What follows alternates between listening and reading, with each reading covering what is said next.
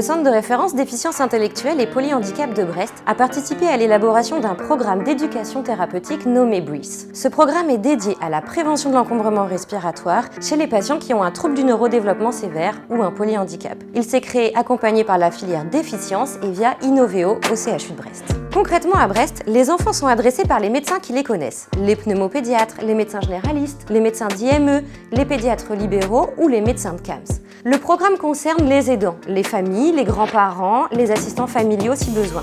Les enfants viennent principalement du Finistère, mais également des départements limitrophes. Notre programme comporte 5 ateliers, dont l'objectif est d'améliorer la confiance en soi pour les parents, de mieux comprendre la respiration et d'être rassurés pour utiliser les différentes techniques ou le matériel prescrit. Les ateliers ont lieu soit au CHU de Brest, soit à la Fondation Uldis. Il y a 5 ateliers réalisés par une infirmière ou un kinésithérapeute. J'anime 3 ateliers sur un mode individuel, dont un optionnel. Au début de l'atelier, nous inventorions les connaissances des aidants sur les conséquences respiratoires de la pathologie de leur enfant et ce qu'ils pratiquent déjà comme gestes pour prévenir ou traiter un éventuel encombrement. Nous partons donc de besoins propres à cet enfant en particulier. De plus, nous adaptons nos postures et nos gestes à l'enfant, à son âge, sa corpulence, ses particularités neurologiques et orthopédiques, son tonus. En ce qui concerne les notions abordées en atelier, nous partons du principe que les parents peuvent pratiquer à la maison certains gestes utiles pour désencombrer leurs enfants. Par exemple, quelle attitude avoir en cas de vomissement? Quelles sont les grandes règles posturales pour que mon enfant, avec ses particularités, respire le mieux possible?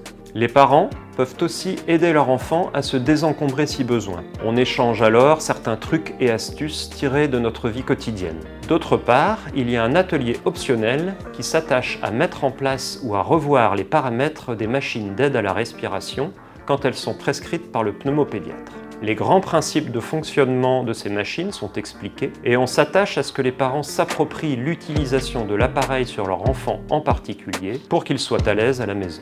Il ne s'agit donc pas de remplacer les professionnels de santé, mais d'offrir aux parents la possibilité de s'approprier des savoirs et des gestes utiles à la maison en cas d'absence de professionnels de santé, le soir, le week-end ou en vacances par exemple.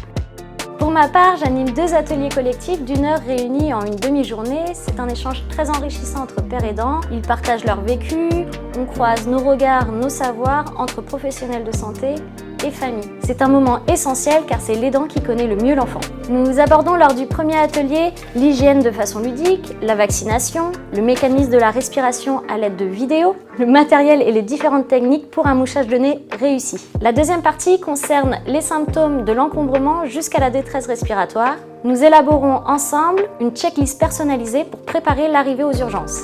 Accompagné par la filière déficience, il est intégré dans un programme plus vaste qui comprend d'autres modules comme les déformations neuro-orthopédiques, la mise en place des premiers appareillages, la douleur et bientôt la nutrition. Ces différents modules sont déployés au sein des différents centres de référence déficience intellectuelle et polyhandicap de France. Pour toute information, si vous êtes intéressé, n'hésitez pas à nous contacter.